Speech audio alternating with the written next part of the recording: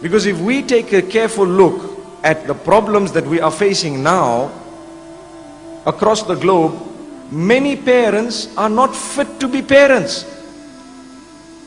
Really, many people have married and they still have a lot of rectification, and suddenly they have children. They themselves, who need to guide the children, need guidance. That is what we are faced with nowadays. You have parents who have suddenly become parents, but they don't know what parenthood is all about. Because the responsibility that comes with a child is very great, and they think it's a joke. And in order to address this, we need to go a little bit deeper to resolve the matters and between the children and the parents, and to try and give the children the best of upbringings.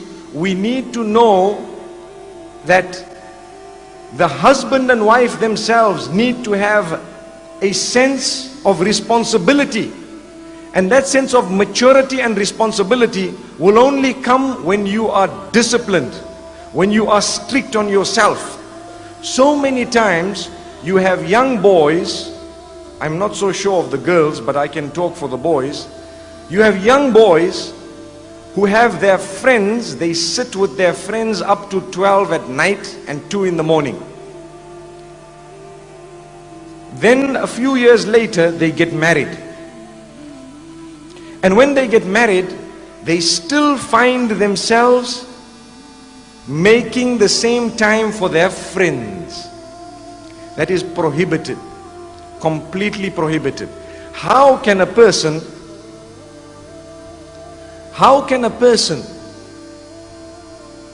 who has now taken somebody's daughter still give preference to his friends over his own wife? And this is a sickness that many people are guilty of. The time that you spend with your spouse is an act of worship in Islam. The time that you spend with your family members is an act of worship in Islam. So many people give preference to their businesses over their family members. Many people just sit and give preference to a newspaper over their family members. It's a fact.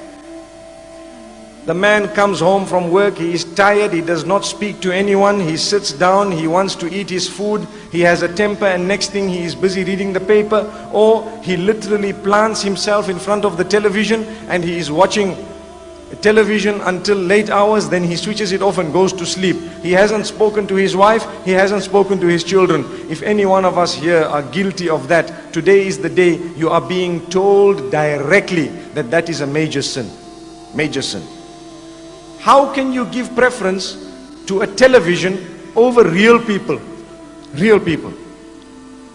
Another problem is also the internet.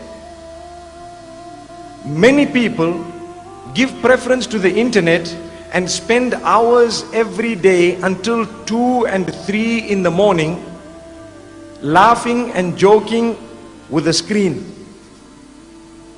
If you want them to laugh, really, you've got to put a screen in front of them. They will see what is known as emoticons. You know what is an emoticon?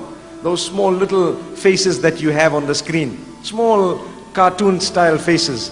They look at someone who sent them an emoticon and they laugh. But if you talk to them, they will look at you and say, "Hey, I'm busy." And I want to give you an example of a very good friend of mine, one of my best friends. Very, very highly educated. And he was so intelligent, he had 13 A's at O level and 4 A's at A level. He was given a scholarship at the University of Oxford. Some years later, I met him.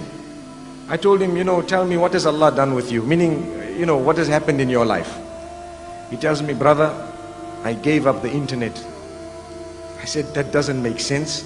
I asked him about himself and he's just telling me, "I gave up the internet." So I said, "What do you mean?" He said, "That is the biggest single achievement of my life."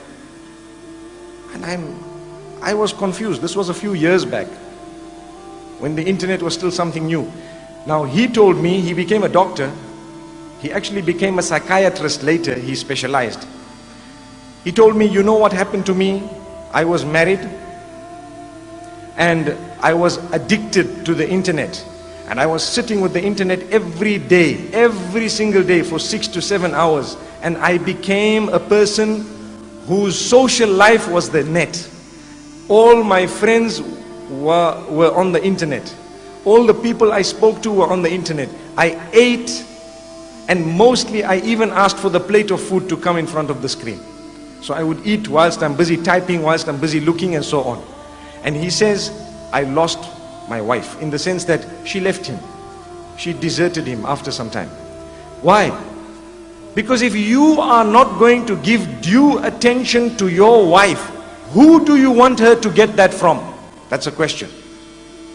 Many people are guilty of not spending lighter moments even with their own wives.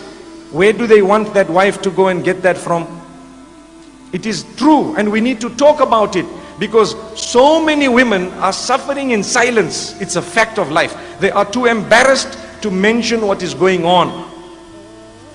And that is the beginning of the problem. Imagine the children that come out of such a relationship. What warped upbringing will they have? What type of a relation will there be between parent and child when the parent-parent relation is non-existent? So many people are guilty of not understanding that they have taken someone's daughter with the name of Allah. When we are officiating a nikah, you and I know that there are certain verses that are read. I'm sure you all know those verses. All of those verses have the consciousness of Allah mentioned in them. And I feel, and let's listen to this very carefully, that the most important verse is the third verse that is read. يا أيها الذين آمنوا اتقوا الله وقولوا قولا سديدا. O you who believe, be conscious of your Rabb, be conscious of your Creator, be conscious of Allah subhanahu wa ta'ala, and only utter that which is upright, that which is straight, that which is full of happiness, that which is full of contentment, that which is full of truthfulness, that which is away from falsehood, that which is away from deception, that which is not vulgar at all. That is the meaning of the term sadidan. Sadid means that which is straight. It will result in all forms of goodness, and it will keep you away from all forms of bad and evil. Why is this verse repeated when we are getting married? Can I inform you of one of the reasons? One of the reasons is that, do you know that 90% of your problems are caused by the tongue? 90% of any human being's problems are caused by the tongue. So Allah is saying, watch out. Be careful how you use that tongue of yours, especially in marriage. The question I have, how many of us utter words to make our spouses feel good?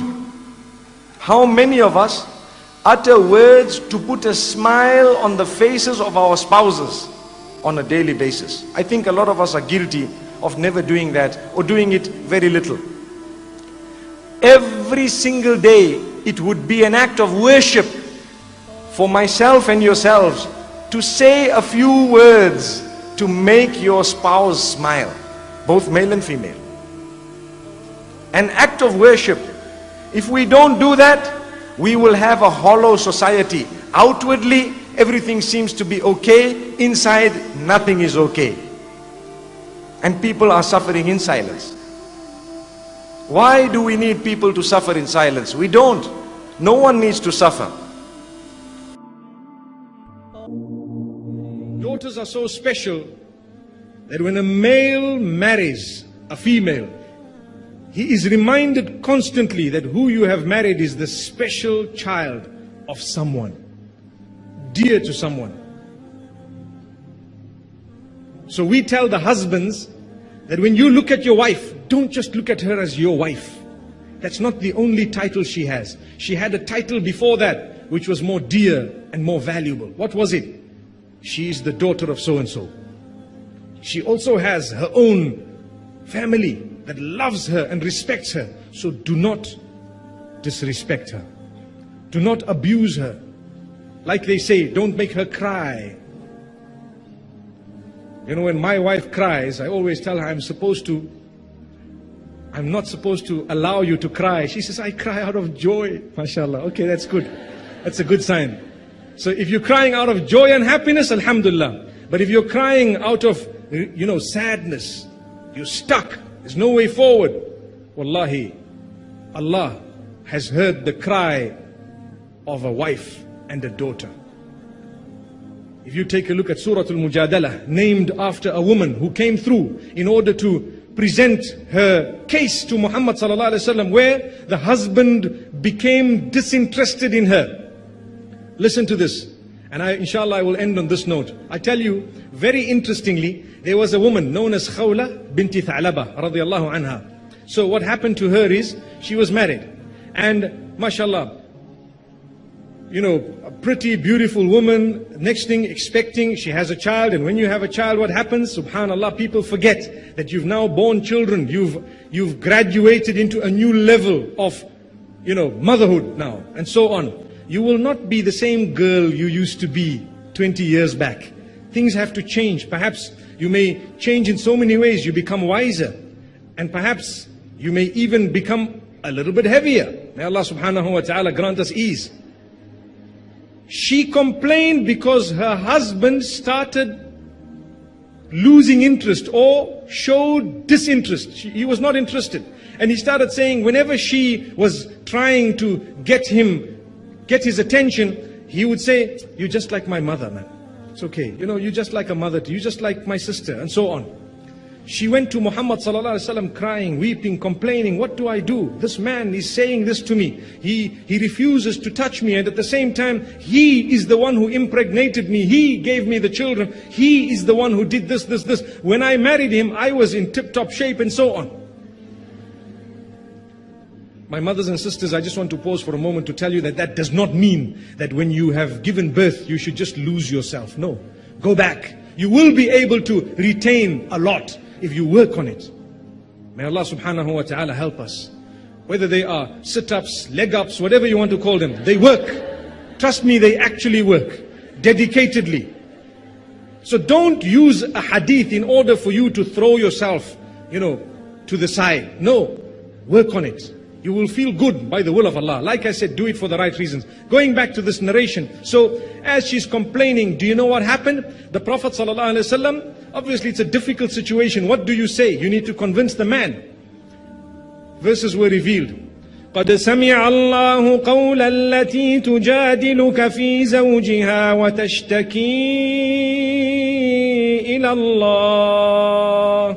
Indeed, Allah has heard the argument of the woman who has come to you complaining to Allah subhanahu wa ta'ala. Allah has heard it, and then He gives the response, and it's a long set of verses where Allah speaks of the punishment of those who say those type of statements, and how special and important the woman is. You don't just say these words. So may Allah subhanahu wa ta'ala help us to make the correct decisions in life. اقرأ كتاب الله.